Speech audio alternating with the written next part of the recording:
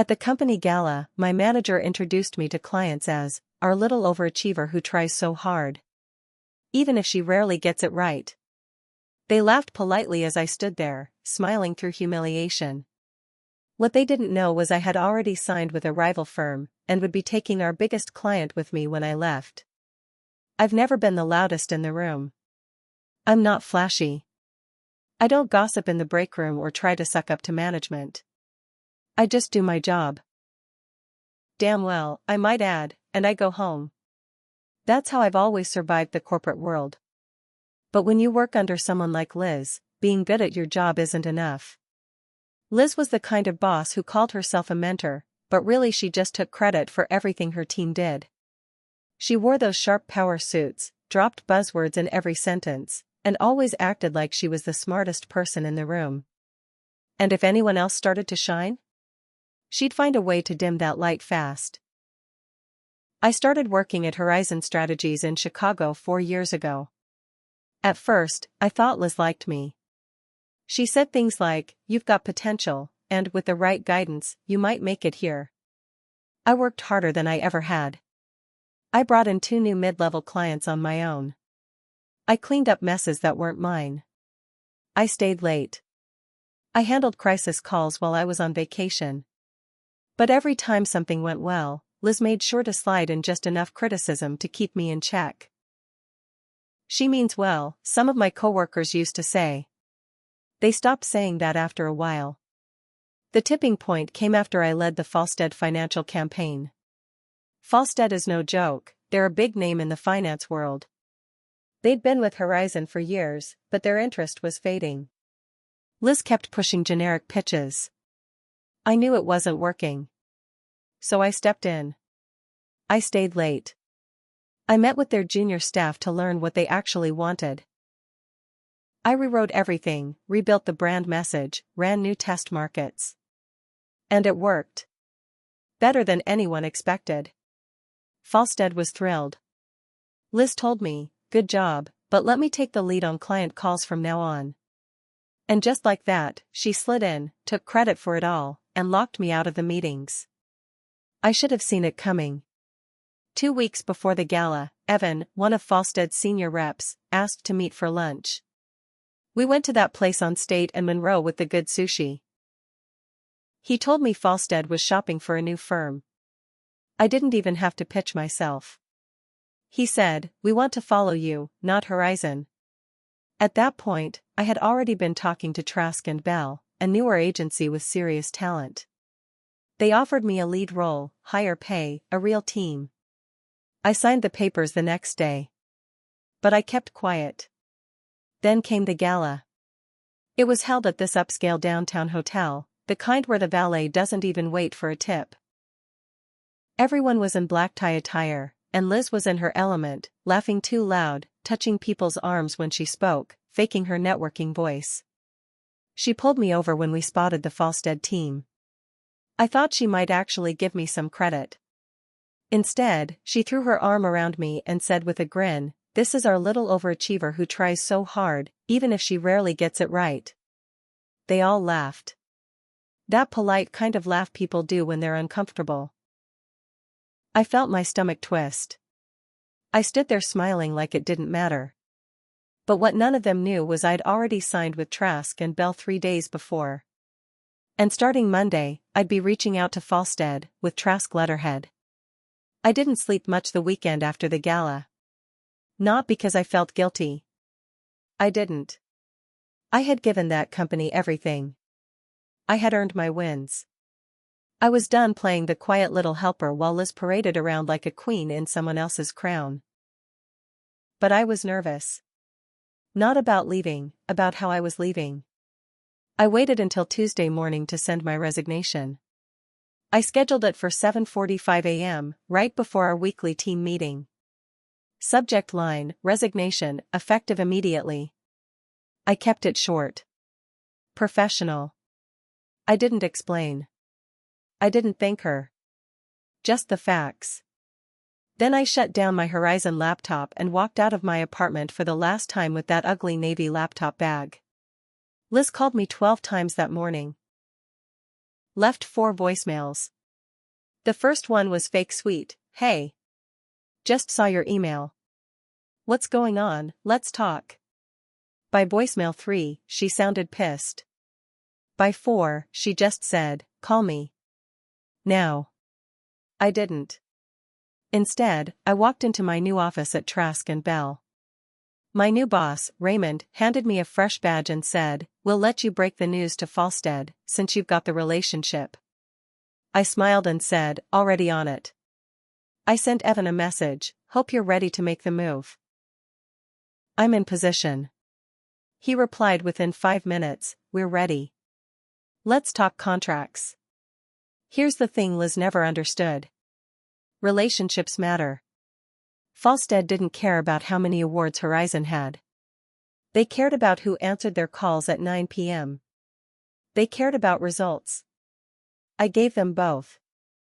By Thursday, the deal was in motion. Falstead was leaving Horizon. Liz still hadn't stopped trying to reach me. On Friday, she sent a long email from her personal account. Said she felt blindsided and betrayed. Said she always believed in me, and that this kind of behavior could really hurt your reputation in this industry. That part made me laugh. Because while she was busy trying to shame me, I was prepping for a Monday morning press release, Falstead Financial Partners with Trask and Bell under leadership of Rising Star. My name was in the first paragraph. But what I didn't expect was how far Liz would go to retaliate.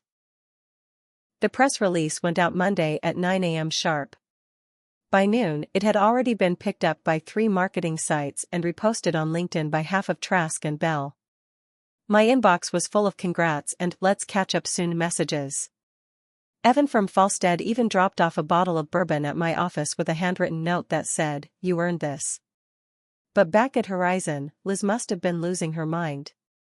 Because that same afternoon, Raymond called me into his office with a tight expression. He handed me a folder. She's accusing you of stealing proprietary information, he said. My blood ran cold. Inside the folder were copies of an email Liz had sent to Trask's legal team. She claimed I'd taken confidential client data, slides, reports, private strategy documents, and brought them to a competitor. She attached a list of files with timestamps, some from weeks before I left. I didn't take anything, I said immediately. Everything I used for Falstead, I created from scratch. Hell, most of it I had to rebuild because Horizon didn't have updated files. Raymond believed me, but he looked concerned. We'll handle it. But she's playing dirty. What pissed me off the most wasn't just that she was trying to hurt me, it's that she thought I'd be stupid enough to leave a digital trail. I spent the whole night combing through my personal and old work files. I found something interesting, one of the reports she accused me of stealing. I'd never even seen it. But when I checked the metadata on her version, it showed it had been created 2 days after I left Horizon. She fabricated it. She was trying to frame me. I forwarded everything to Trask's legal team. They were furious. If she pushes this, we'll go public, Raymond said. You're not going down for this. But Liz wasn't done.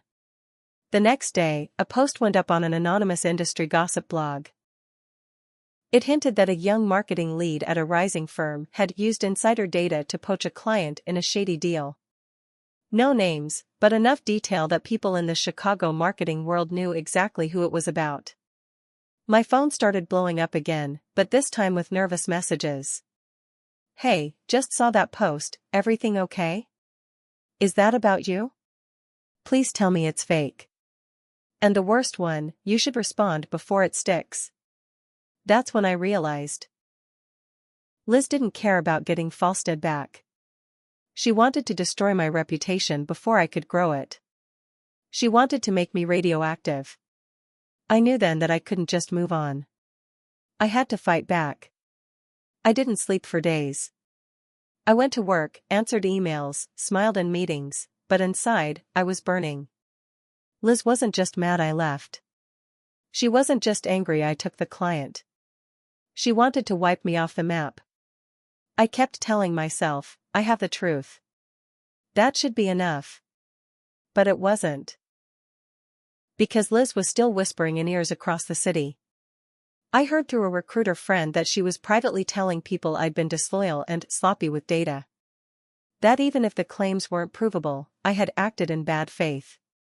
That's when I made a choice. I called Evan from Falstead. I told him everything. The fake files, the anonymous post, the quiet smears. He didn't even hesitate. "We're backing you," he said. "I'll put it in writing." Falstead issued a formal statement publicly supporting me and clarifying their decision. "We followed our lead strategist, not the firm. We trust her work and her integrity." Trask and Bell reposted it. But I wasn't done. "Remember that report Liz fabricated?" I tracked down an old friend, Marcus, who worked as a freelance IT investigator. I asked him to take a look at the document Liz submitted. Within 2 days, he came back with proof that the file was created on a Horizon-issued laptop after my resignation date, and the user profile logged into that device? Liz's. I sent it to Horizon's internal legal team. And that's when the dominoes fell. A week later, Liz was on administrative leave pending internal review. Then she was gone. No goodbye email. No farewell party. Her name just vanished. Turns out, I wasn't her only target. Other ex-employees came forward. One even showed that Liz had used parts of their work in a pitch after they'd been fired and taken credit for it. Horizon settled quietly with 2 of them. I wish I could say I felt good about it. But here's the truth, I let her get away with too much, for too long. I let the small slights slide. I smiled when I should have spoken up. I thought being quiet and working hard would protect me. It didn't. It took almost being destroyed to realize that silence can be a mistake, too. I still work at Trask and Bell. I've built a team of my own now. When junior staff ask me questions, I never brush them off. I don't laugh at their mistakes. And when someone shows potential, I don't use it, I nurture it. Sometimes I still think about that night at the gala. That forced smile. That tight laughter. The way she put her hand on my shoulder like she owned me. But she doesn't own anything now. And me? I finally own myself.